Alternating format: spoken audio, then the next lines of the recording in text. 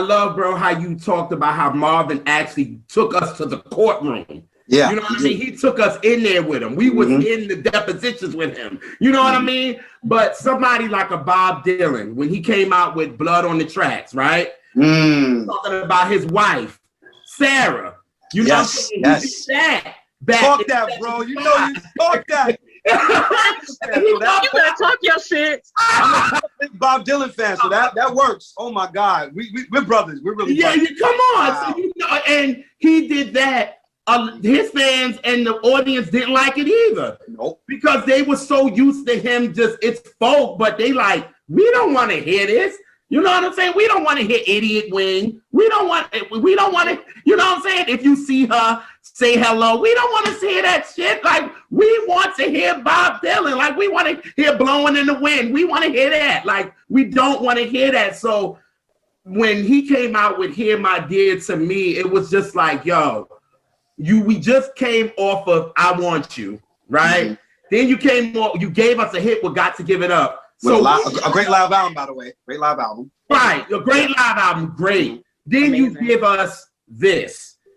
And it's like, for me, I love it because it's emotional as hell. And y'all know I'm an emotional motherfucker, so I loved it. So, so I loved it. So when I heard it, I was like, I felt like, to me, and bro, what do you feel about this? I feel like artistically, in my opinion, this brings me back to when Marvin did Trouble Man.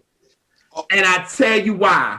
Because I feel like Trouble Man to me was Marvin being him. He didn't have to worry about Ed Thompson. He didn't have to worry about no Leon Ware. It was just him. So when you get to Hear My Dear, he don't have nobody. Yeah, he got a couple of joints that Ed and them gave to him, but it's Marvin in Marvin's room by himself, his thoughts, and like, that's it. You know what I mean? He ain't got to worry about, okay, maybe Arthur might give me a song here. You know what I mean? Ed might give me a song here. This is all his story. And like Gladys said in her interview, Marvin was an artist.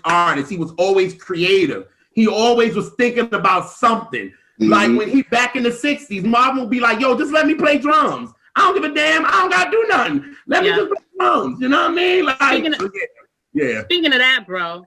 Yeah. It's a lot of people that don't give Marvin the props of the fact that he played instruments. I think it's a lot of people that don't even know. No, they don't. Nope. No, they do not. Because they'll start talking about somebody else. Well, Marvin didn't do what?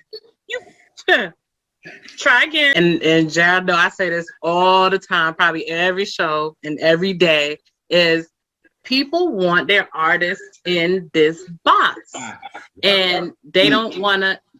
Usually, they will not jump when an artist starts doing something new. They don't immediately jump on it. Even the greatest of our stars, you know, sometimes they catch on after a while, or you know, they finally catch on, but like, oh, we was always on this. Not true. So, thank you. and one thing when we talked to Zoe said, if you want to hear a song like whatever, then go listen to whatever. Jay-Z said it. Put it on repeat. Yeah. Like, or if you don't like our 2-minute song, put it on repeat. Play it again. Like, you know, the artistry was there. Trust your artists. You love them. You've seen them repeatedly make great product and innovate and do things. Trust them to where they're going. And if you don't, now if you get there and you just don't like it, you just don't like it, and that's just what it is. I agree. And see if maybe the next project you with it, or maybe over time you be like, oh, I see what they were doing. You know, like, cause you know, somebody that was actually talking about